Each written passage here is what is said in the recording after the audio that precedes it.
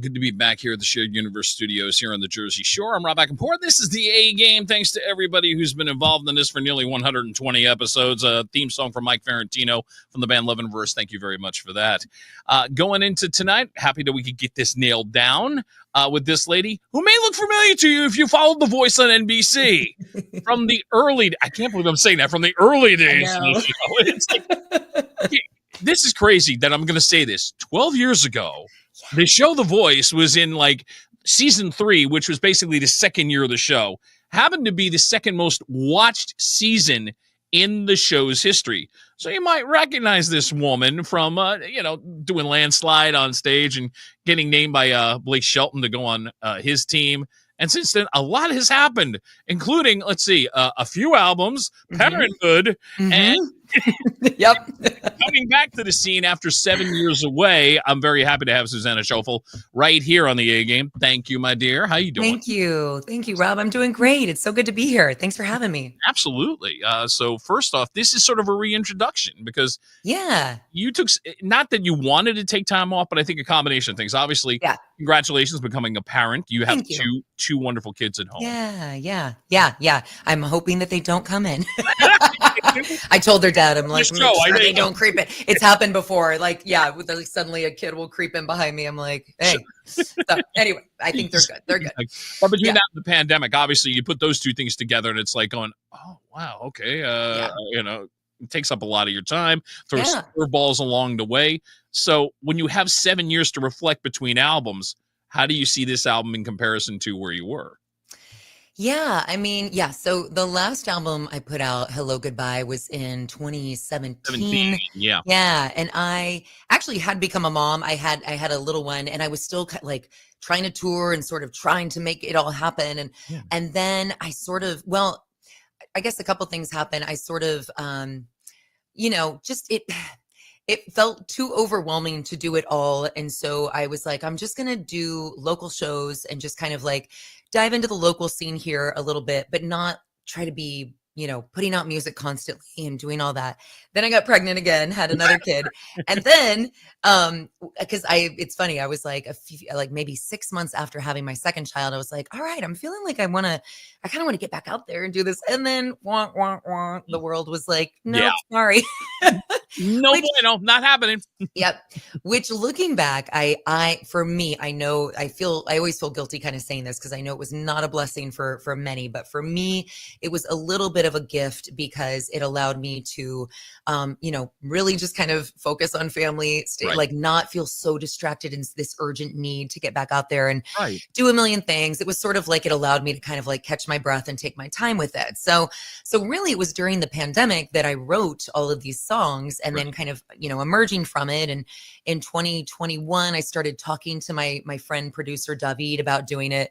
We had a couple false starts because of COVID kind of happening again, and people getting it and, the studio having to shut down. And so finally in 2022, we started making it and it felt just like this incredible resurgence of creative juju. It was just so fun and cathartic. Yeah. Congratulations on that. Thank you. We're going to talk about the album. But you mentioned 2022. Now, you did part of the album in Los Angeles, right? I did. So I flew out to record kind of the bones of it, if you will, with the band. So David Garza has been working for a few years with Fiona Apple and won a Grammy for working on her last album. Right. And so he uses Fiona's band sort of as a tracking band for a lot of artists he works with. And so he was like, why don't you fly out here? And I was really enticed by the idea of going somewhere else to make my album because I have kids. Right. And I kind of wanted to just like be in that artist mode and not have to like go to the studio and then go home and make dinner and, whatever, so it's just like, it was a good plan. So I went out there, we tracked. The funny thing is I went out there during a heat wave in LA. So you brought that up. Maybe you wouldn't mind, bring up photo number 6 because he goes out there when it's like, I'm not kidding. She was out recording this when LA and the entire state of California is having the worst heat wave they've had in so long. And that was 116 in the suburbs. It was Yeah. awful. It was awful. I was so upset. I was like, I was dreaming of this LA breezy weather. So it actually changed the way we recorded the album. We had to record at Really? night Oh, because the studio didn't have air conditioning. Like nobody has air conditioning out there. A lot of people don't. So we were like, okay, we cannot record during the day because we'll suffocate. yeah, So we 120 basically inside. It's going to be probably feel like more like 140 or Oh one. my God. Yeah. It's like Yeah, a box, right. and I mean, they had fans and stuff, but so we switched to recording at night instead of day sessions. Right. But I say now that looking back, I feel like it gave the album this sort of like kind of swampy night vibe that it needed, and so that was kind of this interesting, whatever Yeah. serendipitous thing. And then, so we tracked the basics there. And then I flew back to Austin, took about a week break, then went and flew out to this really beautiful, magical studio out in West Texas. It's just south of El Paso. So Okay. you fly into El Paso, you drive about an hour south, right on the border of Mexico, like the mountains. It's just this tiny little town called Tornillo. And this guy, Tony, made this incredible studio on a pecan ranch that he inherited from his family. Wow. It's like thousands of acres. It's insane. It's beautiful, pecan trees, orchards, but he has all these music studios. And I mean, huge bands come from all over the world to record here. And a lot of bands from Mexico Right. go there. And anyway, so we recorded the rest of it, like all the vocals and the overdubs and everything else in, it's called Sonic Ranch. It's basically a Sonic Ranch. So, so that was really neat. So it was kind of a 2-part album, Yeah. 2 very different environments and experiences. And it was all magic. I loved it. Yeah. The album is now out and available. It's called Bird by Bird. You can find it out where you get your streaming platforms and find the music. We will give you her new single in just a few here on the A Game. A lot of other things to talk about. How we got from here, we got to go back to where we were. So with that in mind, Ming, give me photo number 2. This is kind of like just to remind everybody how long ago that was. Yes, I had bangs. A lot of things are going on there, and I've always been curious about this, and I know everybody's watched the show. So while you're on stage, and I noticed your eyes are closed, so you're really focused in on what you're playing. So is there a vibe on the stage where you're like, okay, I really can't see the judges? I know my eyes are closed, but if I open them up, it's like, okay, I know there's people out there. I know there's 4 chairs out here, but how much of that does sink into your subconscious? Do you actually see it and you kind of go, oh my God? Yeah, I could see them for sure. And that's probably why I closed my eyes. I was like, but the cool thing is, so this is funny. I mean, this doesn't happen for everyone, but Adam turned really fast. Like I did notice that. Photo number 3, if you mind. Yeah, there he was, right there. Yeah. Right, he was right on it. I mean, definitely. And he was about to and it was like, I mean, it was literally like 2 phrases into my song, and so it was almost harder because I'm just sitting there serenading Adam Levine, basically, trying to keep it together. So it almost like you're saying, basically more pressure then, because like, oh my God, he's already turned around. Oh my God, he's really interested. Oh my God, can I finish the song? It's weird. Like in a way, it sort of takes the pressure off, right? Because it's like, well, a chair is turned. I'm automatically on the show. So of course there's the voice in my head that was like, awesome, Right. But I was also like, oh my God, I got to keep going and see if I can get another. Not that I really cared about too many chairs turning. I just wanted to get on. Sure. And then of course Blake waited until like the very end, It's like they both like sort of bookended, Ming, give me photo 5 if you wouldn't mind. There it was. Boom. Yes. He's ready. He's around. Good old Blake.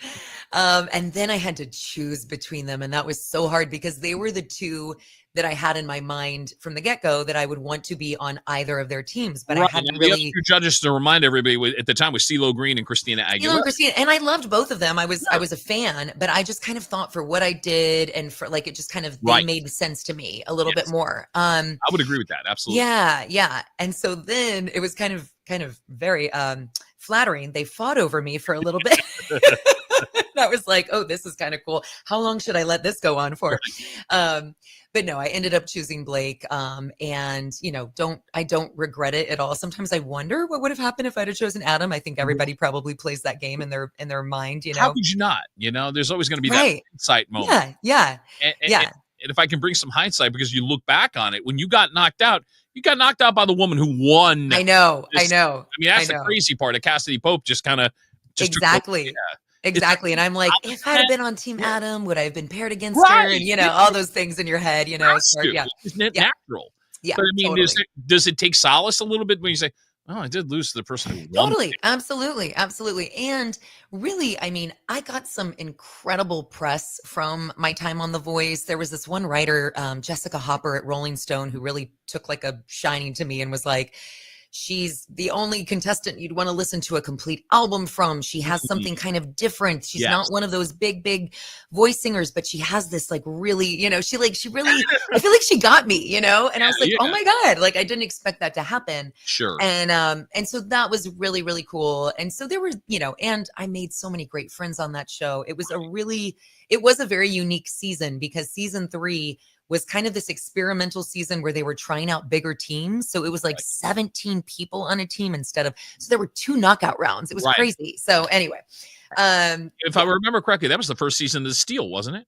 Exactly. Yeah. There was that too. So Yeah, here's totally. this new show, basically only a Yeah. year old, but in season 3, and they're already going, "Oh, let's try this. We're gonna Totally. put this in." Yeah. Even if you have this preconceived notion about this new show, you get on there and it's like, oh, this is all different than I It's thought. all different. They try to make it different every season a little bit, which is smart. And so it's like if I'd have been on a different season, maybe, that I won my first knockout. But then usually when you win your first knockout, you go to the lives then, but they did 2 knockout rounds. And that was the second one was the Cassidy Pope one. So it's all good. It's fine. All good. I have no hard feelings towards Cassidy. We were friends. We're still, we keep in touch a lot of people on the show do keep in touch, which is That's fun. good to hear. Yeah. That's good to hear. And hey, look, Cassidy did well. She had a top 5 hit. Absolutely. Number 1 with Chris Young on a great duet. No, she's doing great. Yeah. She really has. She's awesome. Yeah. And the show was, like I said, it was a wild ride of an adventure that I have no regrets doing. So, yeah. Were you surprised by anything as far as being that it was a new show, the impact that it had? I mean, you had an idea just the first 2 seasons, but still going on there is still that this is still all new. I don't know if I'm going to get as much as I thought I would have got. You got great exposure. Like I said, second most watched season in the Voice history. So no, I always take it as a great sign when it's so funny because on YouTube you can search a lot of the performances, but they start taking them down as and mine is still up there, and I'm like, yes.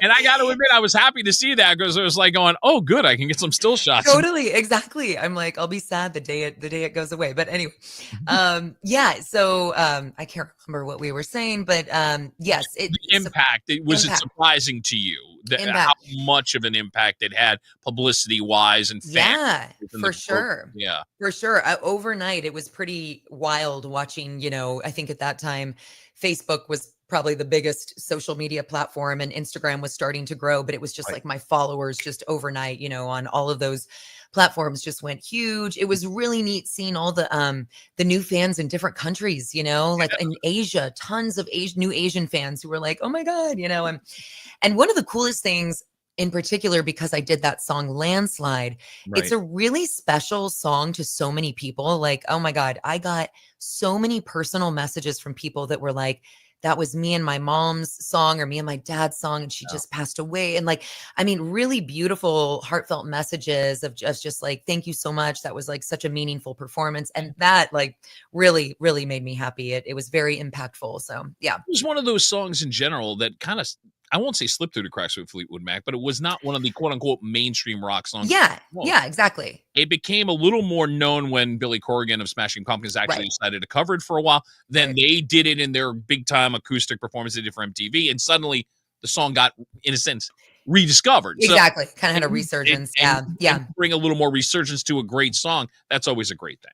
Yeah. Yeah, totally. It was awesome. And that kind of became my calling card for a while, any performance I did, I had to do Landslide, and now I only do it every now and then, or like if someone requests it, but I never really get sick of playing that song. It's such a beautiful song. It's fun to play on guitar too. And I also felt really special that they let me play guitar because they don't let everybody play guitar, all the contestants. Some of them like want to or really try to vie for themselves to do it, and they heard me and they were like, we love the way you play, you get to play guitar. So that's interesting to know. So it's not automatic if you're playing guitar that they're going to say, Right. yeah, you can play. Sometimes they want you to, and maybe it depends on the song too. Maybe they want you to kind of come out in this big way, dramatic way with just the microphone or whatever.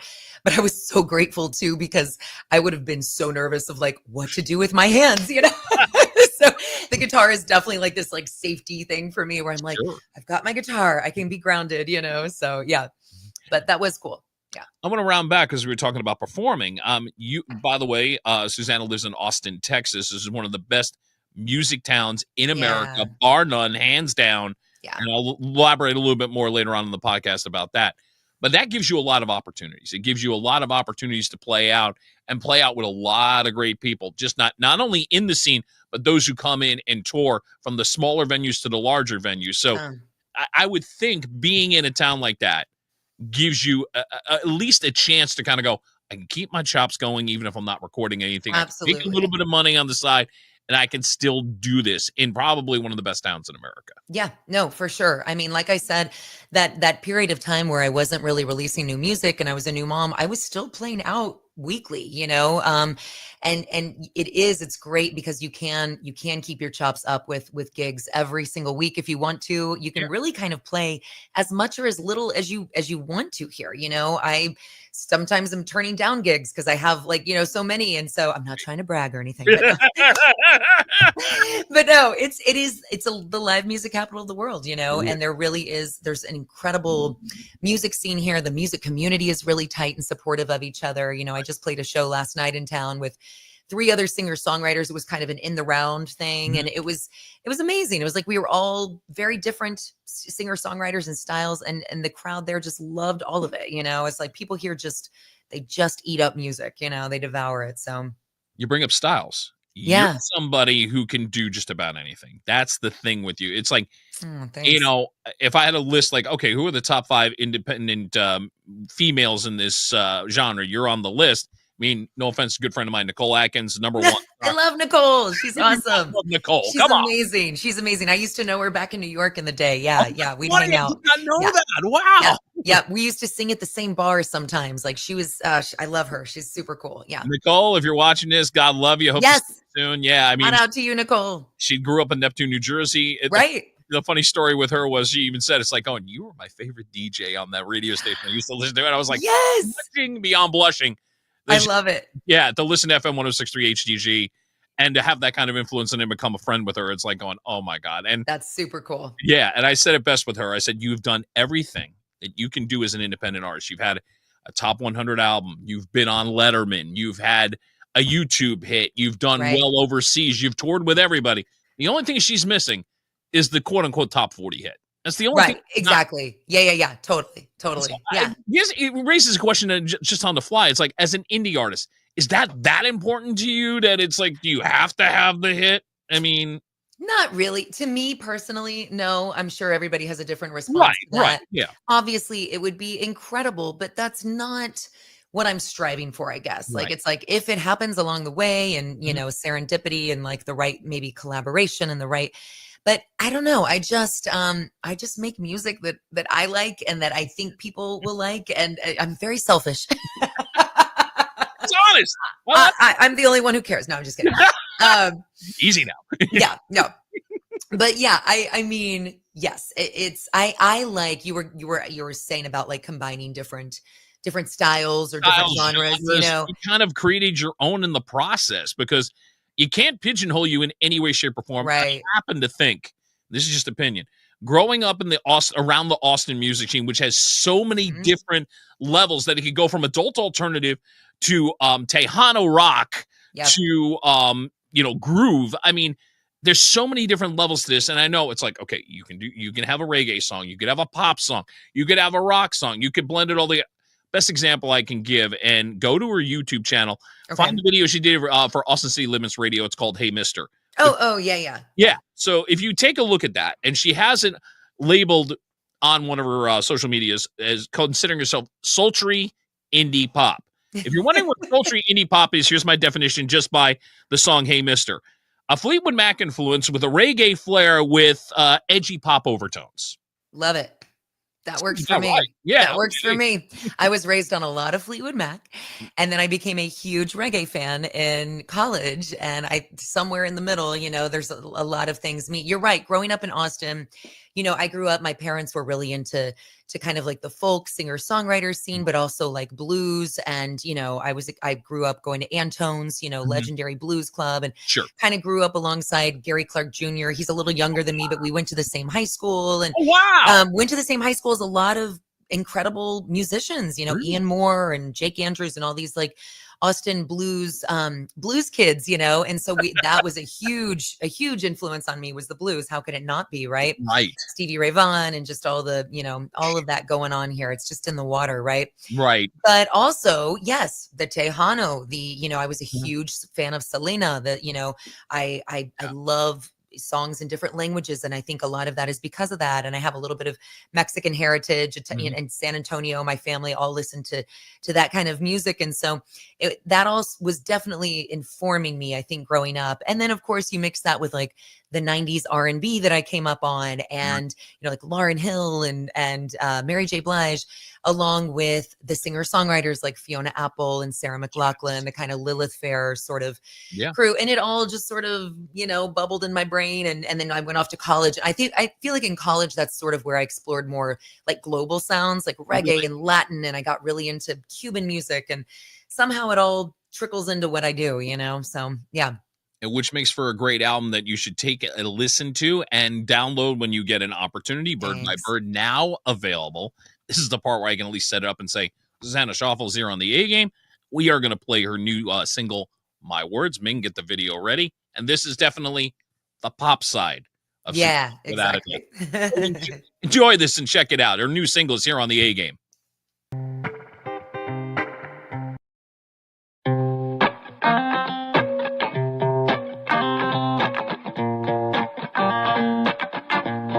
Oh yeah, come on.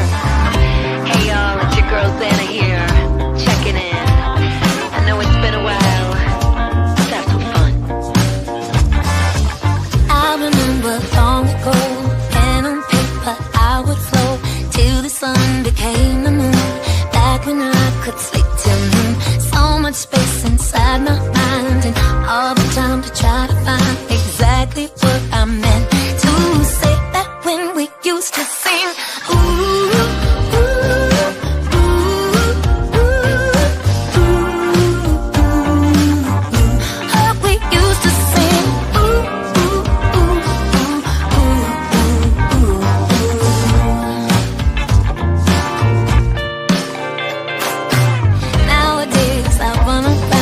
chasing after little sounds, taking care of little minds, grabbing on the scraps I find, buried underneath it all, the overflowing waterfall of everything I need to say. I need my words. Where are they? Running in your words. I can't find them. I need my thoughts. Can't hear them swimming in your thoughts. Oh, now me and my girl sing. Ooh, ooh, ooh, ooh, ooh, ooh. Me and my girl sing. Ooh, ooh, ooh, ooh, ooh, ooh, ooh.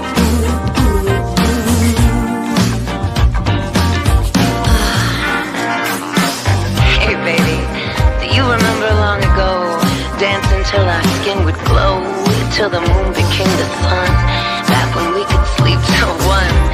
So much space inside our minds, and all the time to try to find exactly what we meant to say. I need my words. Where are they? Running in your words. I can't find it in my thoughts. I can't hear them swimming in your thoughts. And I'm drowning and we sing. Ooh, ooh, ooh, ooh, ooh, ooh.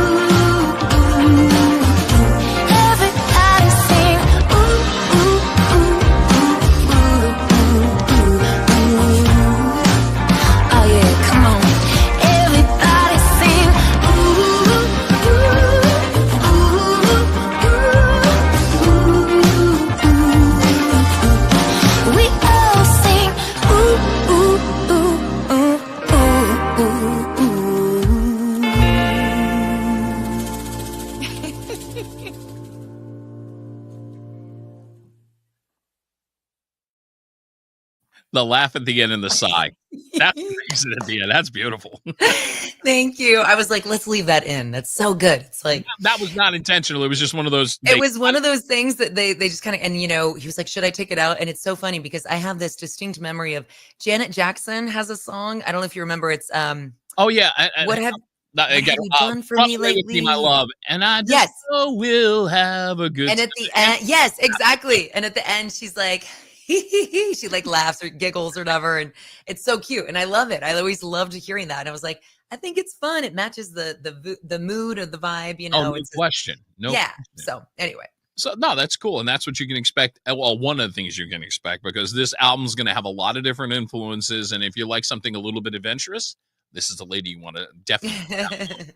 Worth the time, worth your money, worth the effort, and that is the single My Words. Suzanna Choffel here on the A Game. Not only is she a mom, not only is she a great musician, she has a little side gig. Give me photo number 8. You can always stream her here. I believe it's Wednesday nights on Sun Radio in Austin, Texas. That is also got, I think, little translators throughout the state of Texas, as a matter of fact. Yeah, totally. It's great. We have a lot of like little sister hill country kind of stations all throughout small towns. And nice. It's been a fun, I mean, I love music. I love talking about it. And like as a DJ, it's just fun to be able to share that with people. And so it was a fun little side gig I picked up kind of right before the pandemic. And I used to be on a lot more, but then once I was releasing an album, I was like, I think I need to step back a little bit. So now I just do a couple shifts a week, but I love it. It's so fun. You're natural on the mic. So that. Oh, thanks. Yeah, I mean, thank you. But I got to say, as somebody who has interviewed only a handful of musicians who have done the radio thing, where it's like, okay, I take a Brian Vander Ark or the Verve Pipe, who's now being heard on afternoons at a radio station in Grand Rapids, Michigan. Okay. It's almost that like, okay, I got to do the interview. Normally, you'd be fine. No problem. I've done enough interviews. But it's like, yeah, but they're on the radio. You screw this up, you'll never live it down. The bar is high. They're one of you. They know. Yeah, exactly. Because normally it'd be here. Now it's here.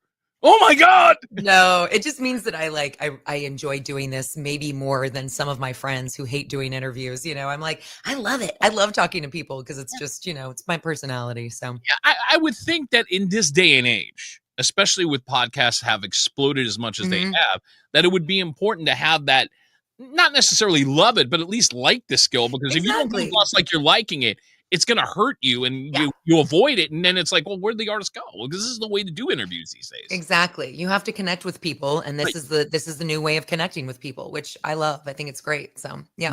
No, I appreciate you doing it. Yeah. Now you go to the segment, which I call Random Shots. I do this with every one of my guests. All right. Yeah, this is called me stalking Susanna's Instagram feed. And also going with a theme here. You will see the theme being very much Austin, Texas. Okay. So if you don't know anything about Austin, Texas, I guarantee you over the next 15 minutes, you're going to learn something. So if I may, Ming, I want to start with photo number 11. Now, this is the logo of the Major League Soccer team, the Austin FC. Now, you'll notice the tree that is going on here. And I had to learn this because I was kind of curious. I'm like going, why do they use a tree as their logo? So give me photo number 10. So apparently this is a big deal in Austin, Texas. Explain why the Treaty Oak is such an important landmark in Austin. Well, the Treaty Oak has been around it's like hundreds of years old. Like maybe, I don't want to say thousands. I think it's hundreds. And honestly, I am blanking on the significance other than that. I feel like it had a significant part in maybe, I know there is a tree. I don't know if it's the Treaty Oak, but there is a tree in Austin where like a significant piece of history went down, like the meeting of like generals or, like Native American and generals, like during. That if you. Yeah. And I'm trying to think, I'm like, you're going to make me Google this. No, I can't. I'm not going to cheat. Do you know the significance? No, I was reading up on it. That sounds about right. And it's like, I'm cracking up. I'm going to spit water. She's going to make me spit water. I'm like sitting here on my phone over here. I'm like, it's one of those things that it's so funny. It's like, I feel like you probably know this, like wherever, you live in Jersey, sure. You hear something, you know of something, you grew up with it, right? But it's like, it becomes so much a part of like the air you breathe that you almost forget like why it's No, that significant. makes You sense. know, That makes total sense. it's So like the tourists find out why it's significant, but you right. can't remember, you know, because it's You been were around just so like, long. oh, But wait, no, I'm taking the kids around the neighborhood. We're going to see the tree. yeah, We keep moving. Yeah. exactly. It's just another tree. But there is something, let's see. You know what? Okay, sorry. I did Google. I'm sorry. Because I couldn't leave you completely hanging. I at least wanted to, and I wasn't completely wrong. Okay, hold See on. It is the last surviving member of the Council Oaks, a grove of 14 trees that served as a sacred meeting place for Comanche and Tonkawa tribes before European colonization of the area. So yeah, That's I a big think deal. it's believed to be about 500 years old. So I forgot. Like I knew it had something to do with, Right. history and people meeting and anyway. I think Yeah. it's interesting, though. You get a major sports franchise using that as their logo. I mean, that's huge. It is interesting. When you started talking about it, I was like, oh crap, I don't know. And I just assumed, I was like, I bet it's like the live oak, because the live oak is just like a huge tree. I mean, Yeah. everywhere. And so I just thought maybe they went with like live oak. But when you said treaty oak, I was like, oh yeah, that's an important one, a significant one here in town. So yeah, I still haven't made it to an FC game, but at some point I will. So No, that's it. Matthew McConaughey is coming over your house. Then I'm telling you, he's trying to drum up business. And totally. Oh my God. I know. I'm trying to get to where I can, I'm trying to audition somehow to sing the anthem there. Cause that's the cool way to go to a game. Cause they roll out the red carpet for you if you sing the anthem. So, and props to the team. They're drawing really, really well. So they really are. They are. hear that. Yep. Here's something else that I think is distinctively Austin. And I didn't know about it as I was scrolling it, but I think everybody's got this in their town. But Ming, photo number 12, because I'm finding out about Amy's ice cream. Oh yeah. You smile. Explain to me this Mexican vanilla. What is this? So good. It's Okay. so good. It's just like a different type of vanilla bean they use. And it's like, it's different than regular vanilla ice cream. It's got something richer in it that just has a slightly different. I think it also might have a hair of cinnamon or something in it. It's got like a spice in it that sort of gives it a different bit of flavor. But I mean, it's funny you mention it because my favorite thing to get there is Mexican vanilla with strawberries. It's like on a hot Austin day, that is the thing to get. And I've been going there since I was a kid. So yeah. I was reading up on it, and I'm saying, wow, this is huge. Not just in Texas. I mean, this is Southwest, re-established company who really, like me growing up in Jersey, that'd be like the equivalent of saying, all right, franchise wise, Carvel, but not right. Yeah. Totally. Yeah. But Definitely. No, they've done very well for themselves. They're great Austin institution. Yeah. Yeah. See, I'm making a note of that when I go to Austin. Yeah, for sure. Random shots with Suzanna Choffel as we're talking about Austin. I'd be remiss if I don't bring up South by Southwest, because for people who don't know, this started out as this small music festival. It's turned into this juggernaut. Huge, festivals. So have you ever played South by Southwest? Definitely, yes. I've played several times, and I actually played last year, and I'm playing again this year. And but I played a lot, in my earlier years too, coming up in the scene. And I mean, God, it's so funny. We love to compare. Musicians here love to compare war stories of like how many gigs they've played in a South by, because especially back in the day, I mean, it's still a little bit like this, but back in the day when you were just starting out, like, okay, so like everybody would have day parties. There was the actual conference that goes on, but of course, around the conference, they do tons of, every restaurant in town, every bar in town just does music because it attracts people, right? And there's so many people in town for the festival. So there would be times where I would play like 12 shows in 1 week, and you're just like going from one thing to the next. And I mean, I would always lose my voice. I don't do that anymore. I do like 3 shows, if that. So yeah, but it's funny. It's like, if you've been here long enough as an Austin musician, you have some funny South by, you have a lot of South by memories, and you have some fun war stories to share with, like, I call them war stories. It's like, because, it's like a battle. Battle of the bands. Battle of the bands. Yeah, because that's the thing. Being in radio at that point in the 1990s, that was the thing. If you could get out to South by Southwest, you're in for a week of just, if you're a music head, this was the place to be. It's more than that now in 2024. But I will say, back in the 90s, going there, you appreciate it. How did I find out about South by Southwest? I bring you photo number 13. I don't know if you're going to remember this, but Oh my God. Yes, of Yeah. course. Love you. KNAC. Yes. 107. Oh man. That was listened to it all the time as a preteen and teen. And that's where we got all of our good, indie rock and Yep. grunge and all the good stuff. Yep. Totally. I'll always remember that. Their Mhm. logo. Yep. God bless my good friend Mike Peer, who was a part of that station for so many years. Yeah. Yeah. Oh, so many greats. Yeah. That I know. I'm trying to remember all the DJs I used to listen. I'll give you two more who I know pretty well, but Mike's a very good friend of mine. Almost got me to work at KNAC in Austin. I Wow. was like that close. I'm like, I'm moving. No, I'm not. All right. But I thank him to this day, all these years later. But guys like Paul Kriegler and Lynn Barstow, who are fantastic human beings, who were Yes. a big part of making KNAC what it was Yep. in Austin. So obviously For that sure. had a big influence. On Yep. Oh yeah. Yep. That was the station we listened to. KNAC was huge. So yeah, that's awesome. I love that you pulled that up. No, thank you. I mean, in a world where alternative music in the 90s, there was like certain ones that were groundbreakers. For sure. KNAC was in the top 5 or 10, depending on what list you want to put. Absolutely. It's one of the groundbreaking stations, and not surprised in Austin, Texas, you would Yep. have that. Yeah, Yeah. absolutely. Absolutely. All right, so that was the tour of Austin. I only got 2 more questions here on Random Shots, because we talk about you're doing the music, you're doing your family, and you're doing the radio thing. But I also found something on social media. I'm trying Ming. There should be a photo of her laying on something. I think it maybe is it 7? Maybe. What I'm am I thinking, laying no, on? that's a radio. That's radio. That's my radio. Yeah, by the way, that's a radio. Headshot. Yep. Yeah, that's radio head. Did it Doing my come thing. over? No, maybe it didn't come over. I had a. Oh, wait a minute. Maybe it's number 1. Is it number 1? Yes, that's it. I knew Here's I had my it. hammock. I'm like going, that's a podcast waiting to happen. You know that.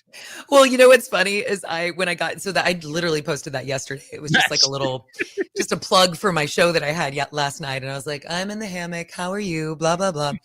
And I got to the gig and I was joking with my friend, Matt, and he was like, hammock time. That's what you call it. Hammock time, like hammer time. And I was like, that's pretty good. I like that. So I might do hammock time. I might just do news from the hammock, but I feel like it's just like it relaxes everybody because I look super relaxed in it. And so it's just like, here's my relaxing news for today. So it'll be like what's the word? Like an anti the usual news, which is just like, it's sort of like a modern version of, and now it's time for another deep thought. Yes, exactly. A deep thought for sure.